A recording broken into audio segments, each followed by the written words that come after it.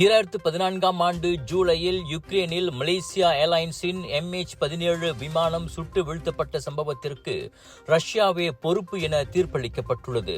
பிரான்சில் ECHR எனப்படும் ஐரோப்பிய மனித உரிமைகள் நீதிமன்றம் அந்த அதிரடி தீர்ப்பை வழங்கியது. நெதர்லாந்தின் ஆம்ஸ்டர்டாமிலிருந்து கோலாலம்பூர் செல்லும் வழியில் கிழக்கு யுக்ரேனில் அந்த விமானம் சுட்டு வீழ்த்தப்பட்டது. அதில் 196 நெதர்லாந்து பிரஜைகள் உட்பட விமானத்திலிருந்து அனைத்து பயணிகளும் பணியாளர்களும் கொல்லப்பட்டனர். அப்போது யுக்ரேன் ரஷ்ய ஆதரவு பிரிவினைவாதிகளின் கட்டுப்பாட்டில் இருந்தது. அச்சம்பவம் குறித்து போதுமான விசாரணையை நடத்த ரஷ்யா தவறியுள்ளதோடு கேட்கப்பட்ட தரவுகளை கொடுக்கவும் மறுத்துள்ளது. அதோடு உயிரிழந்தவர்களின் குடும்பங்களுக்கு தேவையான சட்டப்பூர்வ வழிகளையும் அது வழங்கவில்லை. மாறாக விமானம் சுட்டு வீழ்த்தப்பட்டதில் தங்களுக்கு சம்பந்தமில்லை என்பதையே திரும்ப திரும்ப சொல்லி உயிரிழந்தவர்களின் வாரிசுகளுக்கு துன்பத்தை கூட்டியுள்ளது என நீதிமன்றம் தனது கடுமையான கண்டனத்தை பதிவு செய்தது.